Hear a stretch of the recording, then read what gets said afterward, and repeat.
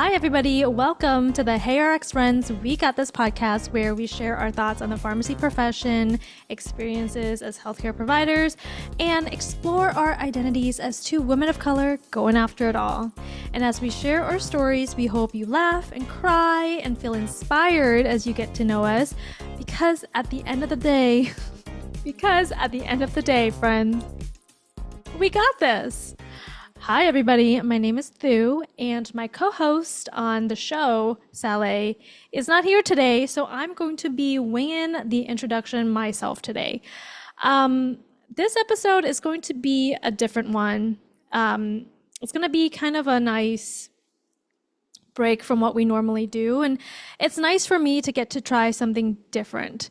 Now, this is something that was really exciting. Saley and I ended up recording this episode in person, which is so phenomenal. I've always wanted to be like the cool podcast people that get to sit in the same room and look at each other directly when we're recording an episode. And we got to do that this time. And that was something that I legitimately didn't know if that was ever going to happen. So that was really, really exciting. We got to meet in person for the first time, Saley and I. We've been co-hosts, business partners for a year now, and we've never met in real life. So getting to meet her and then just feeling like we both just have known each other for a whole year, that was something that was really special as well. You know, sometimes you meet somebody and maybe they are not as what you thought they were, or, you know, I don't know, like you meet someone online for a while and then you meet them in person and you're like, oh, this feels like we just kind of picked up where we left off. And it was a really cool moment. We actually had a whole debate about the Scott Peterson case, which might be one of those things that we will always disagree about, and maybe even fight about on the podcast one day, perhaps. But it was just a really, really fun experience for the both of us. We were invited to be part of a media team for the Sunrays health event called ElevateHer, which is in Ventura County, Ventura, California. What a way to celebrate women by helping them get the help or the information, the education, the empowerment that they deserve, as well as throwing them at this fancy party and having them be able to put their hair down and walk into a room full of women that have similar mindset, ready to take control over their lives. Like, what a phenomenal idea. Now, what makes this event even more phenomenal was that it was created and hosted by a pharmacist. And I'm talking so much with my hands, I just noticed. You know what's so strange is recording a podcast episode yourself. It's a different experience. You don't really have somebody to play off of, and you feel like you're just rambling on by yourself in your office / living space, alone, like a lunatic, whatever. Anyways, moving right back into the conversation, these events were created and hosted by a pharmacist, which is something that we need to be able to showcase as well. Not only are these events meant to be glamorous, but they are, in a way, healthcare events, just packaged and marketed in a completely different way. We have to recognize that pharmacists are not just one thing and we put pharmacists in a box. Like, we are not that. We are more than just healthcare providers. We are entrepreneurs. We are business owners. We have a vision and the leadership that it takes to make things happen, you guys. I just also want to talk about our experience recording an episode in person. First of all, it was just so fun to be able to record an episode with other people and get to make eye contact, get to joke, get to I mean, I know this sounds kind of weird, but touch each other. I mean, I don't know. It was just cool to have that in-person experience. But y'all, this podcast wouldn't be a podcast without me sharing some of the wins and perhaps some of the lessons that I'm gonna need to learn for the next time we record in person. a big win would be that our conversations were so easy, they flow so well, and our guests, they were like, this was fun. Let's do it again. Let's have you over next weekend and we'll record another episode. You know what I mean? Like, I'll be cheesy. I'm not going to cry, but it was something that I've thought about, dreamt about, didn't think it could ever happen, and it happened. And it happened in the most glamorous place that was possible. Yeah, I made that happen for myself. I'm just saying. Okay. However, it was our first time recording, and you know what? Next time, if I were to rewind the clock and do it over again, the first time recording in person, I probably would do it in a quiet, controlled space, right? Because we recorded at this large event where there's music blasting behind us. There were people all over the place, and listen, people were screaming, people were yelling. Not because of anger or sadness, but because they were so happy to be there. It was just like the excitement and the energy was in that room. And we wanted that energy. We soaked it all up, but it was, you guys, it was just not an ideal location to record an episode. You know, I think a more seasoned podcast host probably would have known. They probably would have been like, that's a silly idea. Yeah, don't do that. I have been a podcast host for a year. I didn't take that into consideration. So I guess with that said, please recognize that some of the audio is just not the best that it would be if it was recorded in a controlled, quiet space. It was done in an open space, in an open event space with lots of noise, music. Like, we were literally sitting next to a speaker. These are lessons that, I mean, they're just lessons. I think that if I hadn't been doing a podcast and being an entrepreneur for this year, I probably would have beat myself up pretty badly. I probably would have been like, you're an idiot. Why did you do this? Why did you decide to do this? Like, why didn't you think about these things? But as somebody who's gone through all the ups and downs of owning a business, I'm just like, you know what? This is part of it. This is unfortunately part of learning. And I am going to take all the things that I have gained, all the experiences that I've gained today, and I'm moving on to the next one where it will be even better.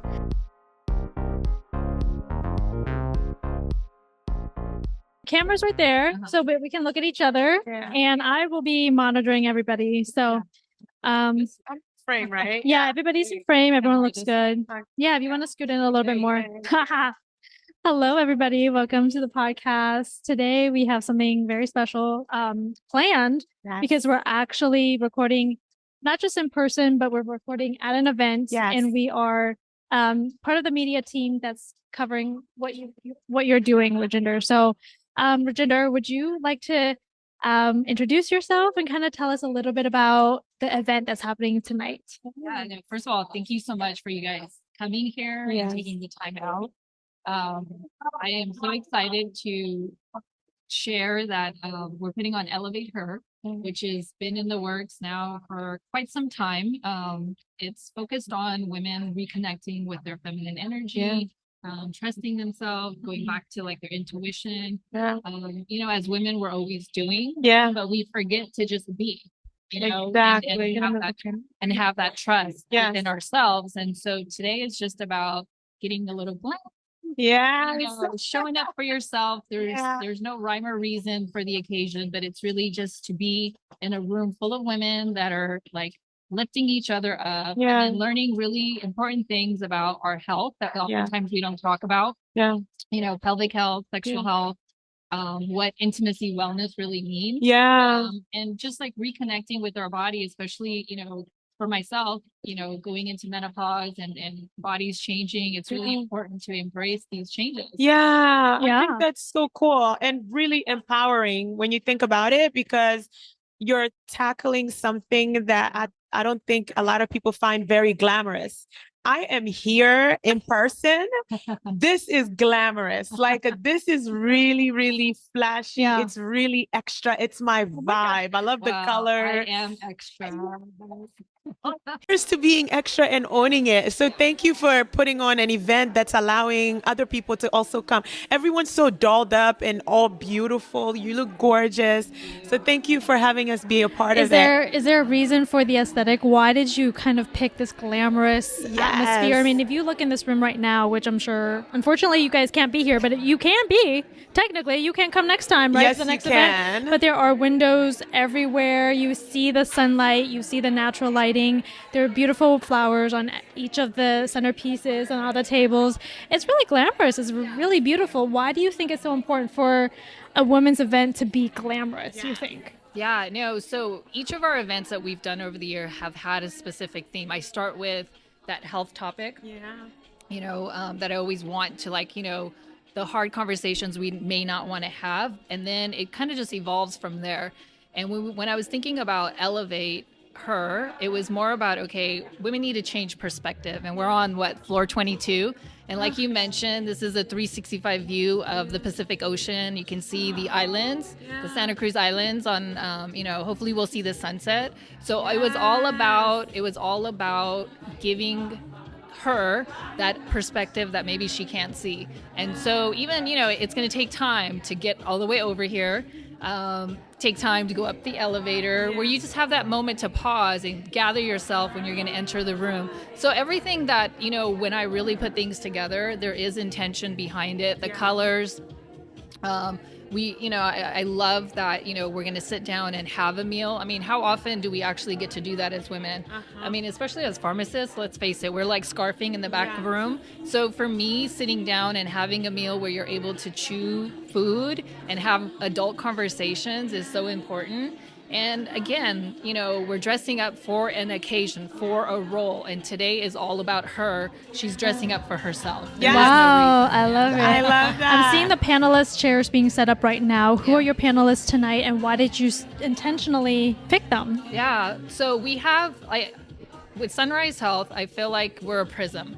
We're giving that perspective. So we have medical care that women need. So we have the perspective of, MDs, we have an OBGYN, physical therapist, and then you also need self-care, right? You need to learn how to create self-care. And so we have a sex coach, and we have the founder of Rosebud Woman, who is, Intimacy Line, and she's got a beautiful story. She's written a few books.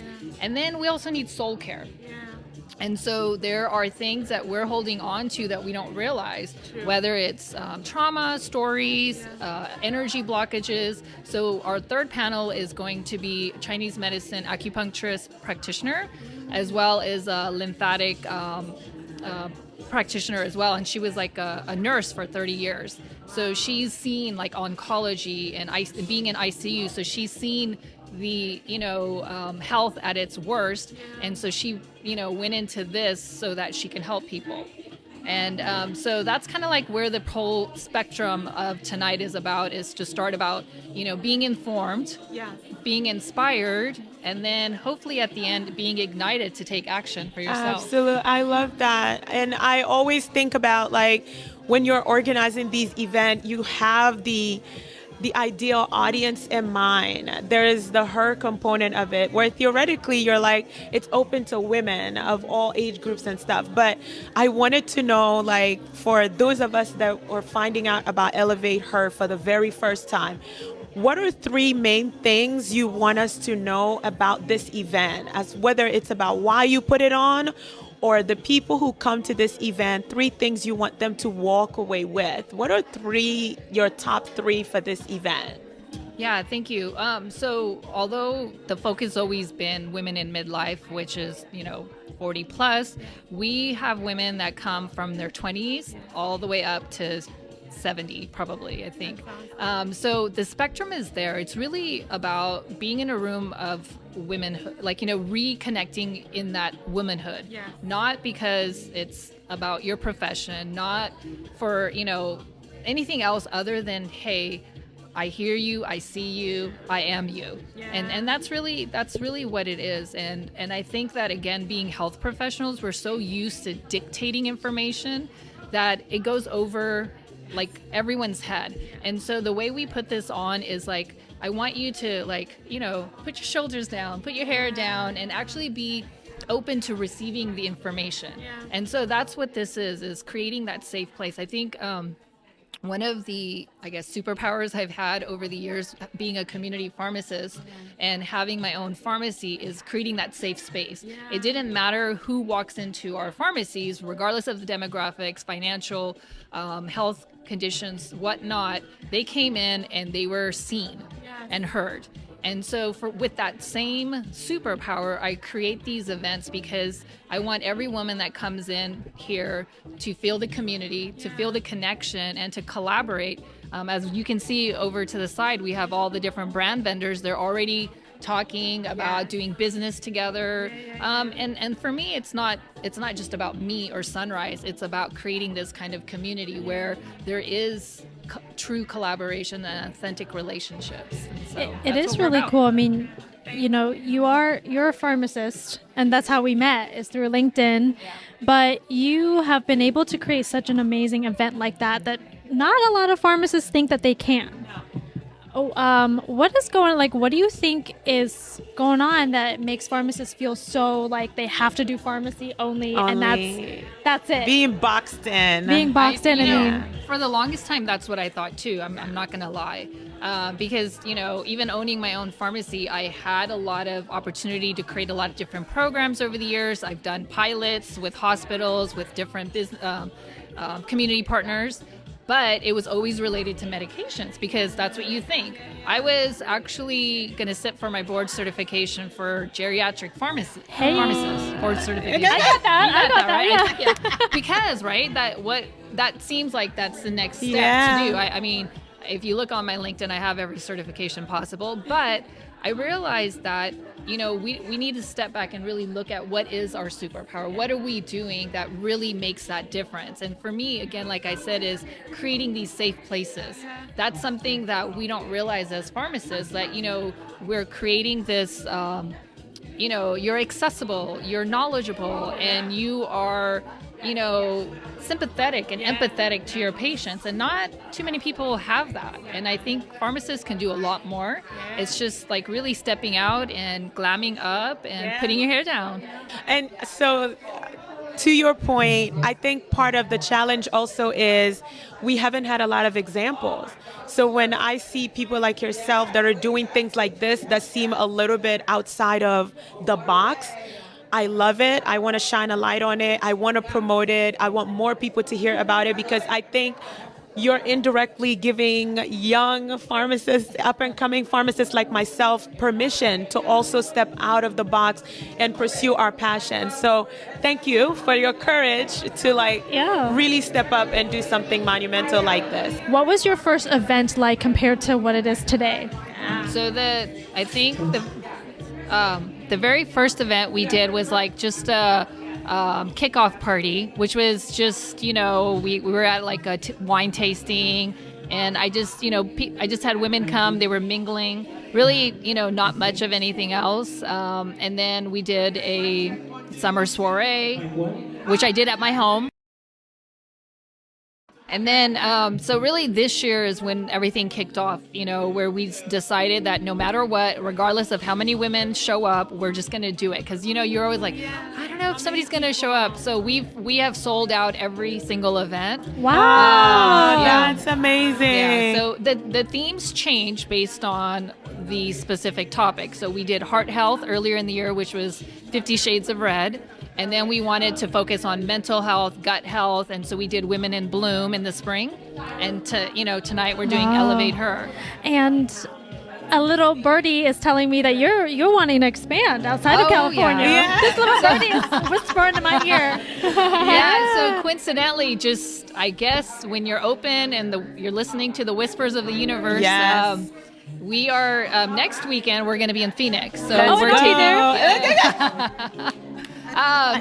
Dose of Pause is what my signature framework, what I'm living by and what I'm teaching is on the road, and we're going to hit Phoenix first, which just makes like complete sense, like, you know, completely rising from ashes to this, right? Yes.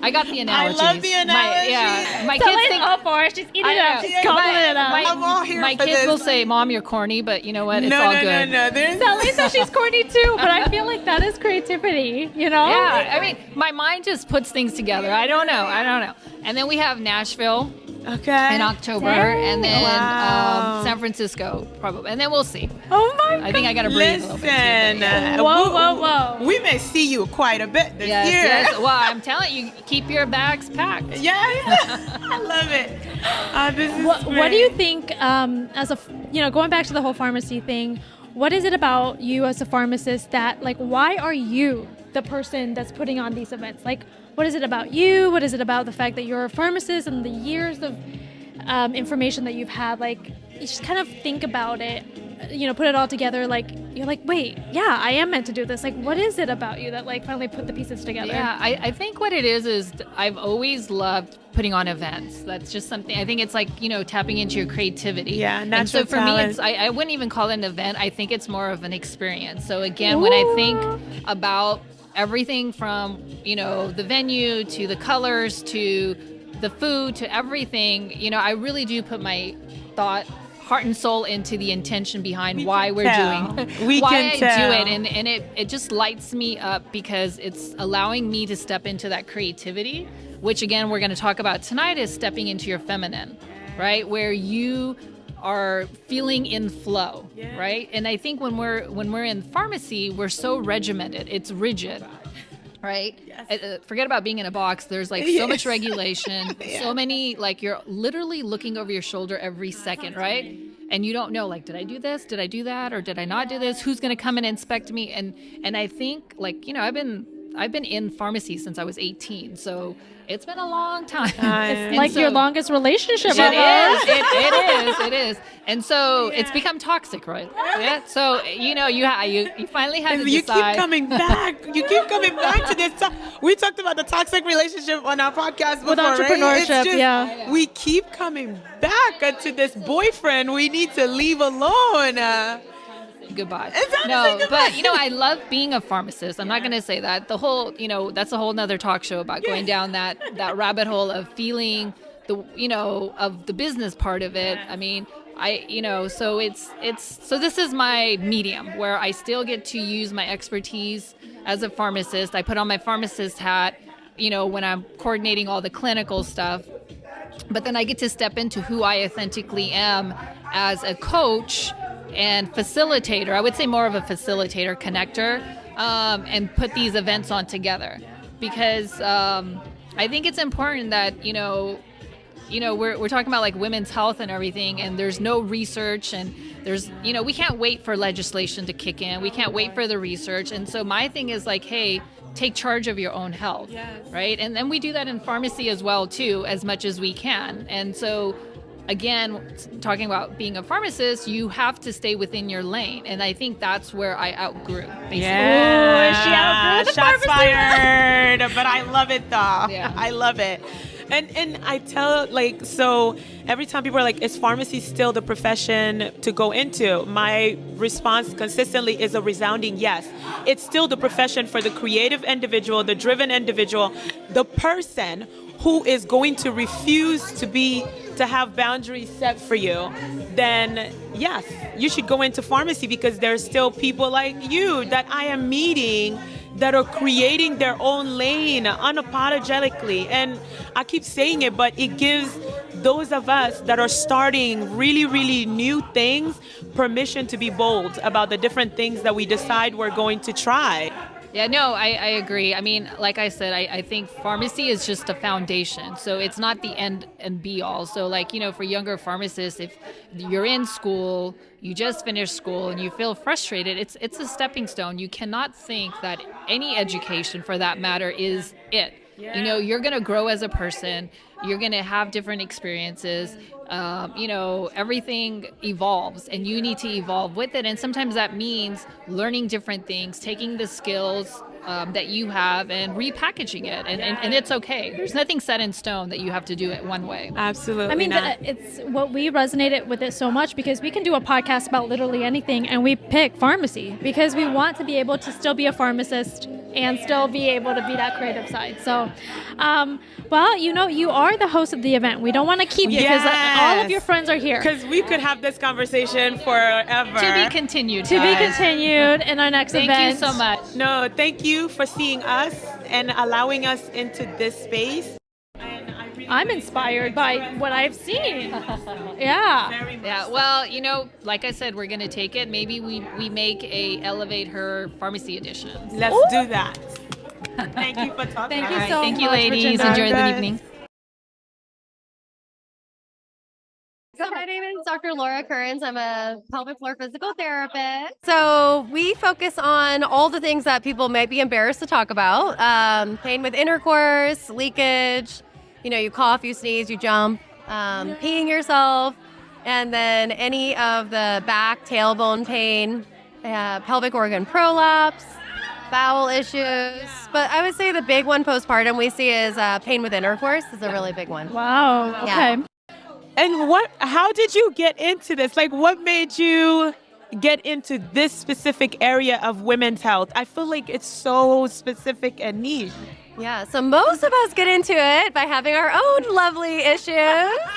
After I realized I've had issues all through my 20s, pre-kids, but once I had my babies, I was like, what the hell? What the heck? This is horrible, So just having my own issues and being like, I don't want to live like this. Like, I want to feel strong and get back. I'd always been, athletic.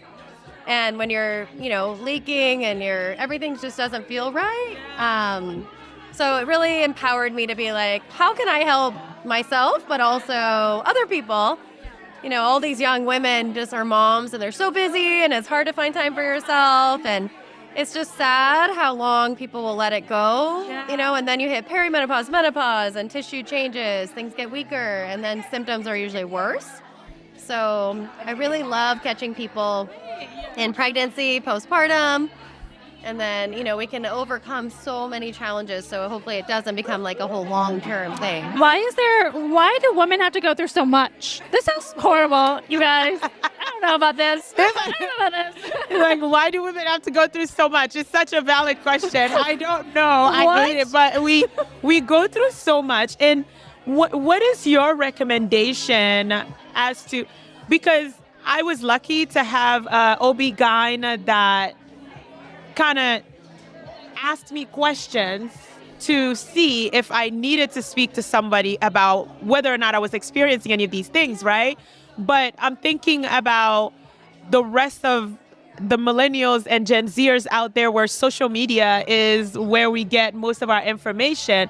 What's your recommendation about when some of these conversations should start with our providers when we're preparing to have a baby? There's so much focus on becoming a mom that our personal health kind of takes a back seat for a little while.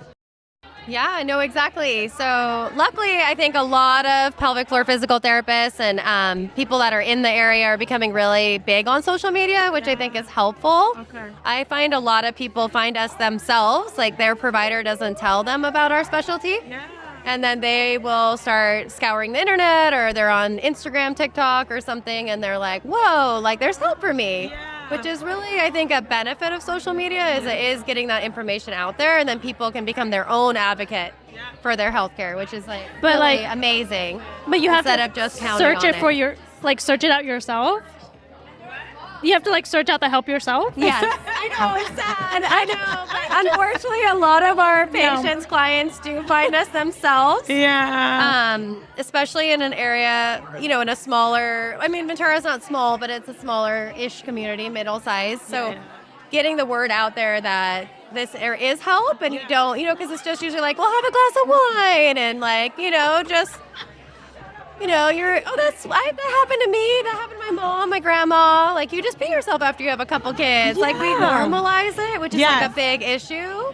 versus being like, hey, like, I'm sorry that's happening to you. That really is unfortunate, but there's help. Like, you don't have to just continue to pee yourself. Yeah. So you're saying, like, this is not normal. No, there's so many things that we normalize just by saying, oh, well, of course, you know, you're in menopause. Of course, this is going to be this or that. Or you had a baby, it's going to be this or that. And it's like, we don't have to live like that. Like, we can help. Like, there's help. And there's a whole profession of people that are super passionate in working through these things. And it's not just Kegels. I think that's the other misconception is a lot of times we find younger women that have a lot of pelvic floor tightness, and it's not weakness. So doing thousands of Kegels is actually like the wrong advice.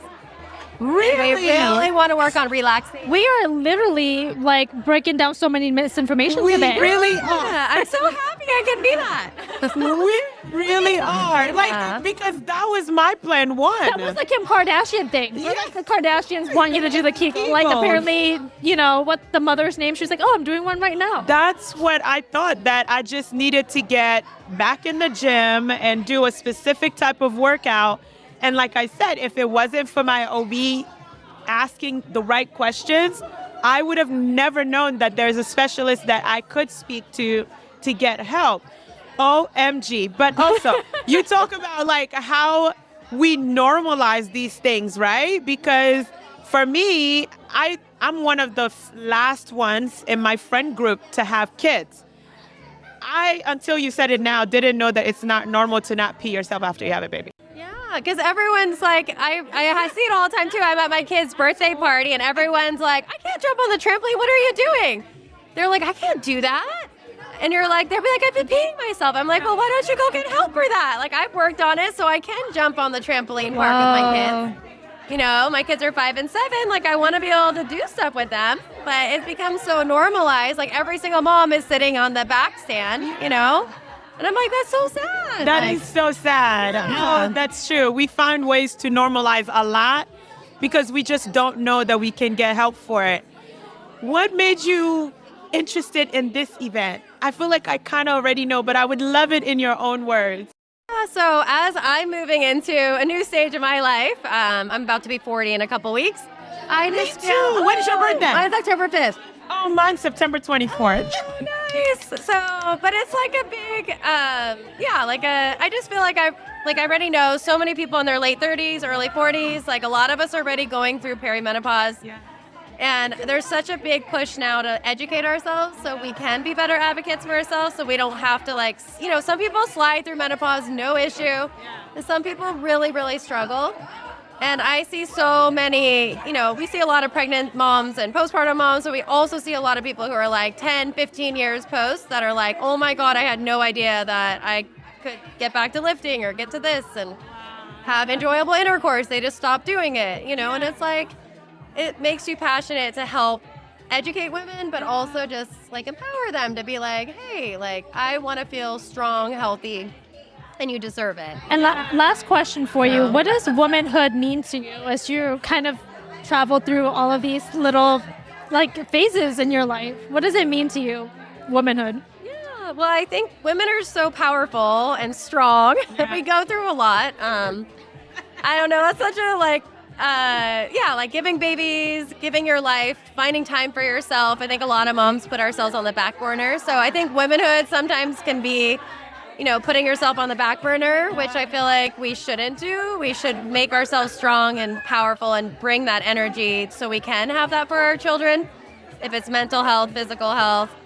I'm also a breast cancer survivor. I was diagnosed when I was postpartum. So I feel like just that passion that, like I said, let women feel like you can feel better after you had your kids. Stronger, you can enjoy intercourse, you can, like everything, you know? I feel empowered now, and I haven't even had a child, and I'm like, okay, I can do anything. I can do anything. That's amazing. Congratulations on beating cancer. Well, happy almost 40. Happy almost 40 to both of us. Thank you so much for stopping by and talking to us, and thank you for being here. I look forward to learning more from you. We've had an opportunity to meet some unbelievable people in the very short period of time that we've been here. We've been actively looking for Dr. Lara but we had no idea what was in store for us. We didn't understand it fully. This introduction has got to come directly from Dr. Lara. Yeah. Dr. Lara, take it Take it away. Please tell the world. Just so I give you some credibility for me, I'm an obstetrician gynecologist. I was trained at Harvard, and I stayed there for 10 years teaching. So I currently I don't do OB because of cancer diagnosis, but I do gynecology.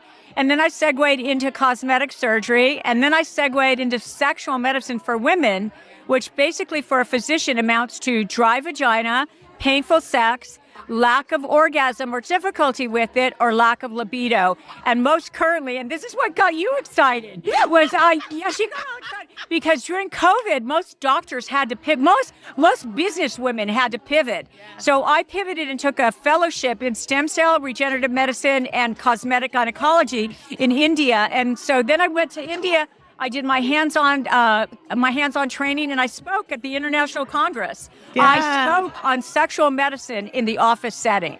That's amazing. Office setting. What do you mean by that? Oh, great question. That means that as a doctor who takes care of women, or I guess men too, but I don't, sexuality is a component of our health.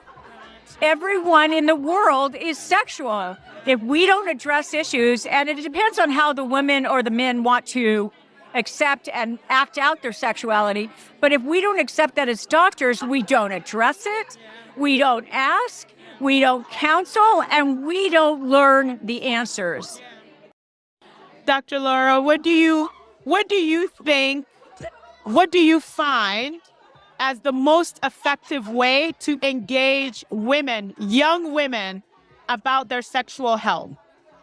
That's a great question, because I would say that women nowadays, and I'm talking about young women 23 to 30, okay? They bring it up to me. Okay, so the mothers of those women like us are doing a good job in teaching them how to express what it is going on with them. So they will bring that up. But oh my gosh, I'm going to tell a secret now, okay? All right. Don't tell anyone in case they become my patient. But in my office, and I'm going to tell all you women out there, you do not have to be lying flat on your back, staring at the ceiling to get a pap smear. All of my patients, they sit up.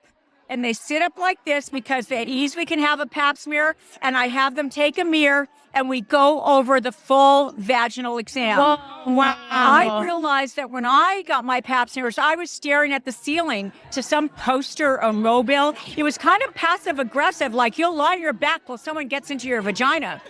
And it wasn't fair. So now my patients, I told them, I always wondered what the doctor was doing. So now I'm going to show you. I've taught numerous doctors, medical students, residents, and courses on vaginal exams, and the women love it. There are women who say, I never, ever saw my clitoris before, or I didn't know I peed from down there, that sort of thing. And they learn the medical terms. So they learn. And what does that equal? We all say it. Knowledge is power. Yes. And applied knowledge is powerful.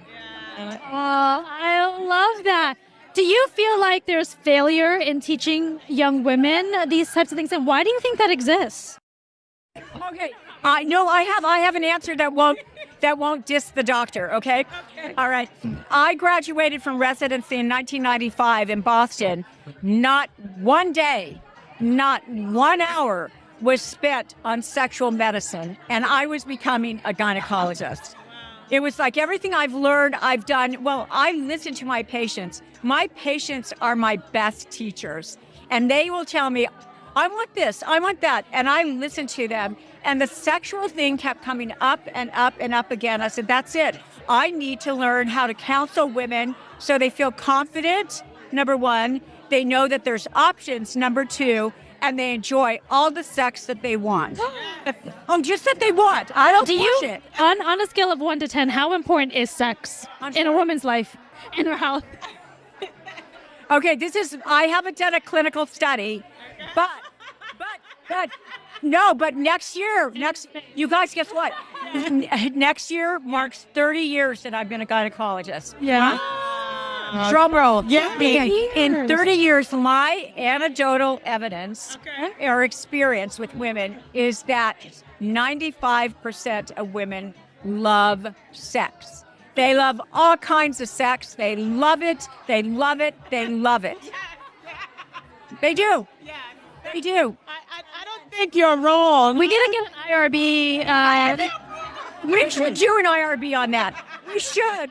We could get a clinical study going. It would be, we would just interview patients. You know what? Not a lot has been done in the clinical studies or evidence-based medicine for sexuality in women. Those studies are all very new or not done yet. They did a great study. Here's this good study. It was out a few years ago, and the question in the study was, how long does it take to orgasm? I'm scared to say. 20 minutes? Is it?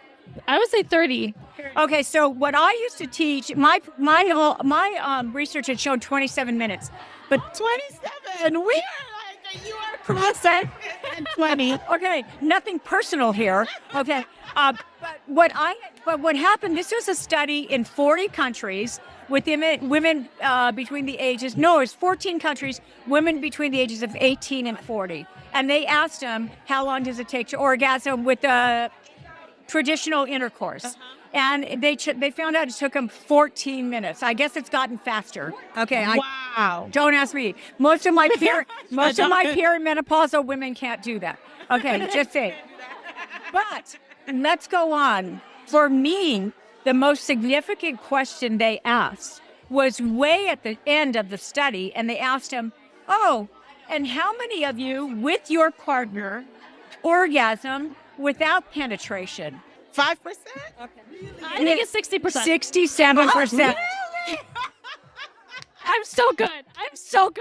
Very surprising. Don't bump the head. All right. 67%. You know what that said to me as a gynecologist and sexual medicine expert?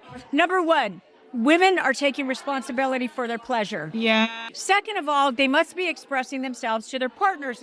They broke the ceiling on women's pleasure, defining it as it's not limited. That's a theme that I've heard so much today is like, there's options. Like, you don't have to struggle with maybe not being pleasured or having pain or anything like that. Like, there's always option. Do you agree with that? And my motto, and I have a T-shirt that says "Women deserve options." Yeah, we deserve, because when a woman, and I'm sure it's true of men, so I always qualify it. When women don't have options, we feel helpless. Yeah. But listen to this one. So I had a 26-year-old woman in the stirrups getting her pap smear, and I'm down doing her pap smear, and she says, "You know what, Dr. Lara?" And I go, "What?" "My boyfriend doesn't give me orgasms." I stopped. I got up in her face. I said, "Not his job." Oh. yeah, what do you mean by that? First of all, I don't know where this podcast is going to go, but you know what? Men are not born knowing how to please a woman to orgasm. Yeah. It's a woman's responsibility to know teach. what, to teach. We're going to put this under like a paywall or something. and to know what pleases her. Yeah. What he's supposed to just show up and know? Right. There's no way that he would know. A lot of pressure. No, I will not let a woman in my office say that. Yeah. Wow. So I wanted to, I've been asking everyone that stopped by to chat with us a little bit about events like this and places and spaces and room for event like this, and why you get involved in events like this. That touched my heart. Okay. Because I've done a lot of I don't want to call it healing. All of it's healed, but it's a transformation. And I accepted my purpose in life is to educate and empower women. It just is. And I love what I do, and I think that there has to be someone who's a voice for them and who teaches them all the things that they need to know to gain what it is that they want, okay? And sex is one of them. Sexuality is one of them. These kind of forums are very, very important because women always, whether they're losing weight, exercising, or whatever, we do better in groups. That says something to us. We're a sisterhood. So it's wonderful to have this forum. For me personally, an opportunity to be on a platform where I can share my knowledge to a larger base than one patient at a time just thrills me no end. I do talks. I've done a talk in this actual place called the Big O. Oh, do you know what that is? We all know what the Big O is, Dr. Lara. We are grown.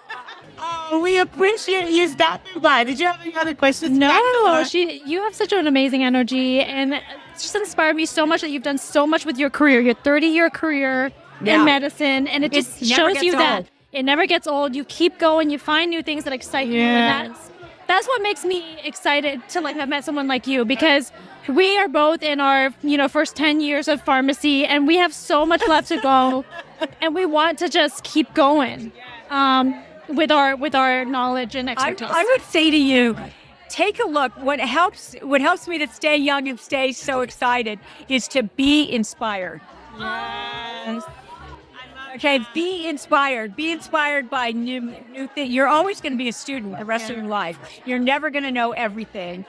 Be inspired by your patients, by your knowledge, by your work. Be inspired by it, and stop and give yourself a pat on the back. Just talking to so many people during this event, I just realized that how far we are behind in terms of women's health, especially the pelvic floor area, sexual health, gut motility, all of these things. They're all kind of intertwined and related to each other. And we need to be able to recognize that there is a deficit. More work needs to be done in this area. 2 weeks from now, we are going to go right back into Saley and I talking over Zoom, doing our regular Oh, yeah. Yeah, we are. And it's going to be Halloween. And guess what? She better dress up. I'm going to say that right now. Saley, you better dress up. You promised us last year. You promised us. You know what? Also, I better dress up because I don't even know what I'm going to wear. Oh my God, I'm scared. I don't have a costume. I hope that we get to do more of these. I hope that every time we do them, that they are even better, bigger, funner. I want to do more of it. And plus, you know what? I just want to record in person more with Saley. She's so fun in person. And all right, guys, I'm recording by myself. I had a bunch of coffee, so that's why I'm acting a little strange. If you're watching on YouTube, please subscribe, leave a comment, tell us, what do you think about the ElevateHer event, and will you be joining us next time? If you are listening on Spotify or Apple Podcasts, please share the show. If you think that we are bringing value to you, please don't gatekeep. That's not nice. Sharon is Karen. Until next time. Bye. Oh, and don't forget, you got this.